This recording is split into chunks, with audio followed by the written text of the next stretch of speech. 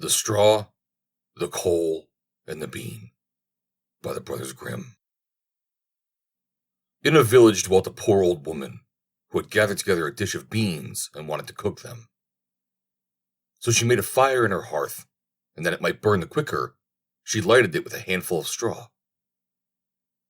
When she was emptying the beans into the pan, one dropped without her observing it and lay on the ground beside the straw.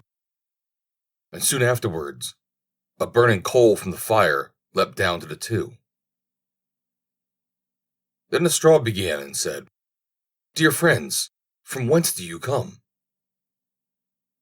The coal replied, "I fortunately sprang out of the fire, and if I had not escaped by main force, my death would have been certain. I should have been burned to ashes." The bean said, "I too have escaped with a whole skin, but if the old woman had got me into the pan, I should have been made into broth without any mercy, like my comrades." "And would a better fate have fallen to my lot?" said the straw. "The old woman has destroyed all my brethren in fire and smoke. She seized 60 of them at once and took their lives. I luckily slipped through her fingers." "But what are we to do now?" said the coal. "I think," answered the bean, "that as we have so fortunately escaped death, we should keep together like good companions. And lest a new mischance should overtake us here, we should go away together and repair to a foreign country." The proposition pleased the two others, and they set out on their way in company. Soon, however, they came to a little brook, and as there was no bridge or footplank, they did not know how they were to get over it. The straw hit on a good idea and said, "I will lay myself straight across, and then you can walk over me as on a bridge."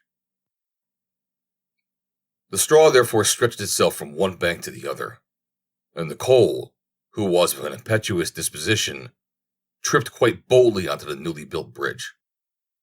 But when she had reached the middle and heard the water rushing beneath her, she was, after all, afraid, and stood still, and ventured no further. The straw, however, began to burn, broke in two pieces, and fell into the stream. The coal slipped after her, hissed when she got in the water, and breathed her last. The bean, who had prudently stayed behind on the shore, could not but laugh at the event, was unable to stop, and laughed so heartily that she burst. It would have been all over with her, likewise, if, by good fortune, a tailor who was traveling in search of work had not sat down to rest by the brook. As he had a compassionate heart, he peeled out his needle and thread and sewed her together. The bean thanked him most prettily, but as the tailor used black thread, all beans since then have a black seam. The end. Read by Joe DeNoia, Somerset, New Jersey.